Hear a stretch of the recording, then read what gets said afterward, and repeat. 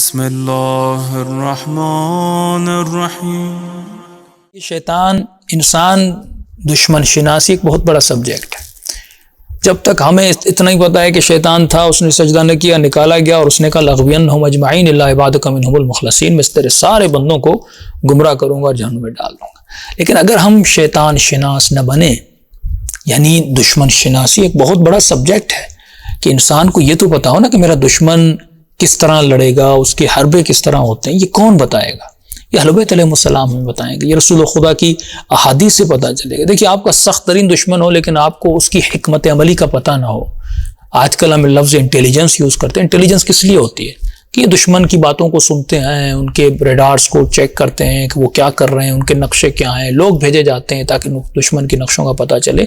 جب آپ کو دشمن کی حکمت عملی کا پتہ چل جاتا ہے پھر آپ بہترین اٹیک کرنے کی پوزیشن میں ہوتے ہیں۔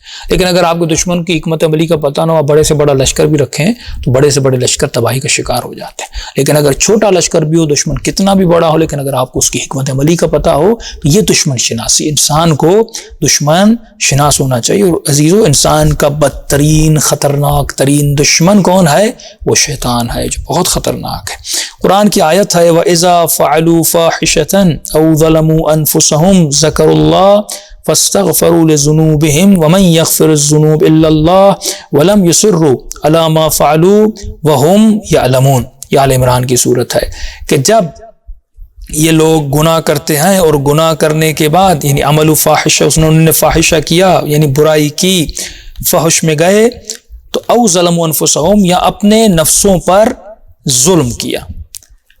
اب ظلم کرنے کے بعد یعنی گناہ، ظلم تو نفسی ہم بار بار کہتے ہیں نا کہ اے خدا میں نے اپنے نفس پر ظلم کیا، خود گناہ خود پر ظلم کرنا ہے، کیونکہ اپنے ہاتھوں سے ہم خود کو جہنم کے حوالے کریں۔ فرماتے جب یہ قرآن کی آیت اتری، خدا کہتا ہے جب لوگوں نے فاحشہ کیا اور اپنے نفسوں پر ظلم کیا، اس کے بعد ذکر اللہ کا ذکر کیا، فاستغفروا، پھر انہوں نے استغفار کی، کس سے؟ اپنے گناہوں سے، لذنوبہم، ومن یغفر الذنوب، اور کون گناہوں کو بخشنے والا ہے؟ الا اللہ، ولم یصروا، اور گناہ کرنے کے بعد، استغفار کرنے کے بعد اپنے گناہ پر دوبارہ بضد نہ رہے۔ بعض اوقات انسان گناہ کرتا ہے، توبہ کرتا ہے، پھر دوبارہ اپنے گناہ کی طرف پلٹ کے جاتے ہیں، اسے کہتے ہیں اصرار عمل، یعنی اس عمل کو پھر بار بار کرنا۔ ولم یصروا، اور انہوں نے پھر اس گناہ کی طرف پلٹ کے نہیں گئے۔ مثال کے طور پہ رسول خدا نے معاف کیا، جنگ احد سے جو لوگ بھاگ گئے، تو یہ شرط ہے اگر استغفار کی ہے، اگر تم پھر کسی اور میدان سے بھاگے تو تمہاری توبہ قبول ہے، یہ آخری بار تمہاری توبہ تھی۔ ولم یصروا، یعنی جنہوں نے پھر اپنے گناہ، کوئی بھی گناہ اس پر دوبارہ اصرار نہ کیا، اور ما فعلوا ہم یعملون، اولئک جزاؤہم، پھر خدا ان کو جزا دے رہا ہے، مغفرتاً، ان کی توبہ کو قبول کرے گا، من ربہم، وجنات تجری من تحت الانہار، اور خدا ان کو جنتوں کو اور نہروں کی بشارت دے رہا ہے۔ اب عجیب روایت ہے، فرماتے جب یہ آیت اتری تو شیاطین میں ایک واویلا بپا ہوا کہ بھائی ہماری محنتیں، یعنی یہ آیت صرف رسول خدا پر اتری۔ حالانکہ اب اگلی پچھلی قوموں میں دیکھیں، اتنی رحمت بھری آیت، انسان بڑے سے بڑی خطا کرے، اس کے بعد اگر گناہوں پہ پشیمان ہو تو خدا جزائے خیر دے رہا ہے۔ تو یہ آیت جب اتری تو اللہ نے کہا اس کے علاوہ میں، یعنی اگر تمہارے یہ گناہ کوئی بخش بھی سکتا ہے، میں یعنی تمہارے گناہوں کی بخشش کا علاج بھی میرے ہاتھ میں، تو میں ہی اس گناہوں کو بخش کر تمہیں جنت میں بھیجوں گا، یہ تمہاری جزا ہے۔ فرمایا آیت نازل ہوئی، شیطان لعنت اللہ علیہ ایک پہاڑ کے اوپر گیا، جس کا پہاڑ تاریخ ملتا ہے پہاڑ سور تھا، سور کا نام تھا۔ اپنے سارے بچوں کو شیطان نے جمع کیا اور اس نے کہا کہ ہمارے جو جتنے بھی منصوبے ہیں سب کچھ، اس آیت نے ان منصوبوں کو خراب کر دیا۔ اور شیطان نے اپنے سپاہی کو کہا بتاؤ ہم کیا کریں، کون سی ایسی حکمت عملی ہے؟ اب یہ گناہ آپ اتنی محنت کرو گے، ایک ایک مہینہ کسی کو زنا کی طرف لے جاؤ گے، شراب کی طرف لے جاؤ گے، نگاہ حرام کی طرف لے جاؤ گے، اور آخر میں وہ توبہ کرے گا، جزاؤہم، اور اس کو جزا میں جنت دے گا، تو تمہاری محنت تو ساری رائے گان چلی گئی۔ اب یہ سارے شیاطین سر پکڑ کے پریشان ہو گئے کہ ہم کریں تو کیا کریں۔ تو ایک نے کہا کہ میں یہ کروں گا، شیطان نے کہا نہیں اس کا فائدہ نہیں، دوسرے نے کہا میں یہ کروں گا، شیطان نے کہا اس کا فائدہ نہیں، تیسرے نے کہا میں یہ کروں گا، فائدہ نہیں۔ تو شیطان کے بچوں میں سے اس کا ایک بچہ تھا۔ دیکھیے آپ سورہ الناس پڑھتے ہیں نا، قل اعوذ برب الناس ملک الناس الہ الناس من شر الوسواس الخناس، من شر الشیطان نہیں ہے، من شر الوسواس الخناس۔ یہ وسواس الخناس یعنی کس کے شر سے؟ وسواس الخناس کے شر سے۔ بہت عجیب جملہ ہے یہ، وسواس الخناس شیطان کے ایک بچے کا نام ہے۔ جس کا نام تھا وسواس الخناس.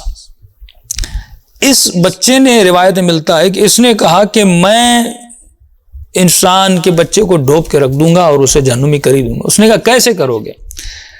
فقال الوسواس الخناس انا لہا، میں اس کے لیے موجود ہوں. قال فبماذا؟ قال اعدهم وامنيهم حتى يواقع الخطيئة. پہلے تو میں ان کو خطا کی طرف لے جاؤں گا، گناہ کی طرف لے جاؤں گا، برائی کی طرف لے جاؤں گا، ان کو کسی گناہ کے کھڈے میں گراؤں گا. گرانے کے بعد فاذا وقعوا الخطيئة، جب انہوں نے گناہ کر دی، یہ گناہ اور خطا واقع ہو گئی، انسیتهم الاستغفار، اللہ کہہ رہا ہے نا میں توبہ سے بخش دوں گا ان کو. فاستغفروا، جب وہ توبہ کریں گے تو میں ان کے سارے گناہ کو بخش دوں گا. کہ میں ان کو گناہ بھی کرواؤں گا جو پہلے ہم کام کرتے ہوئے آ رہے تھے، آج ایک نیا کام کروں گا، اس سے استغفار کرنا ہی بھلا دوں گا، وہ بھول جائے گا. مثلا بندہ خدا سارا سال گناہ کرتا ہے، اس نیت سے رمضان آئے گا، شب قدر آئے گی، میں توبہ کروں گا. اب جیسے شب قدر آتی ہے دوستوں میں لگا دے گا، ٹی وی میں لگا دے گا، پھر سو جاؤ 3 راتیں شب قدر کی، اگلی رات پہ اٹھاؤں گا. چلو بدبخت یہاں بھی نہیں اٹھا، پھر دوسرا دن پورے سال میں یہ شب قدر اور ایک اور دن ہے جس میں خدا انسان کے سارے گناہوں کو بخشتا ہے. دوسرا دن یوم عرفہ ہے. اب عرفہ کا دن آتا ہے، اس دن بھی اس کو سستی میں لگا دیتا ہے، مختلف کاموں میں لگا دے گا. تو شیطان پہلے تو اس کو امید دے گا گناہ، وقعوا، پھر میں اس کو گناہ میں ڈالوں گا. اور گناہ میں کیسے ڈالوں گا؟ اسی آیت کا سہارا لوں گا. مثلا اسے کہوں گا جب تم فاحشہ کرو گے تو خدا کہتا ہے فاستغفروا، توبہ کرو تو میں تمہارے گناہوں کو بخش دوں گا. تو اسے کہوں گا گناہ کرو، شب قدر تو ہے توبہ کے لیے، گناہ کرو، اور جو عرفہ کا دن تو ہے نا توبہ کے لیے، کوئی بات نہیں گناہ کرو. یعنی اسے امید دوں گا گناہ کی. کس کی امید؟ اللہ کی رحمت کی امید. یعنی خدا کی رحمت کو وسیلہ گمراہی بنا دے گا، کہے گا اللہ کی رحمت بہت بڑی ہے، تم کتنا بھی بڑا گناہ کرو اللہ بخش دے گا، لہٰذا اس کو گناہ میں مبتلا کروں گا. جب یہ گناہ میں مبتلا ہو گیا اور اس کے بعد کیا کروں گا؟ اس کو توبہ کی توفیق ہی نہیں دوں گا، اس کو توبہ بھلوا دوں گا، بالکل یہ بھول جائے گا. پتہ بھی ہے فلاں جگہ پہ دعائے کمیل ہو رہی ہے، ہر شب جمعہ دعائے کمیل کیوں رکھی گئی؟ تاکہ انسان توبہ کرے. اب ہم میں سے کتنے جو بھی لوگ سن رہے ہیں، آپ میں سے کتنے لوگ ہیں جو ریگولرلی شب جمعہ کو دعائے کمیل پڑھا نہیں پڑھتے، بھول جاتے ہیں، آدھا گھنٹہ لگتا ہے، لیکن یہ آدھا گھنٹہ بھی شیطان تو سب سے بڑا اس کا دوسرا حربہ یہ کہ انسان کو بھلا دیتا ہے. اسی لیے عقل کہتی ہے کہ انسان شیطان شناس بنے، دشمن شناس بنے. بھائی دشمن کے حربوں کا آپ کو پتہ نہیں ہوگا، آپ دشمن کا مقابلہ کیسے کرو گے؟ تو شیطان کی 2 ٹیکنیک ہیں.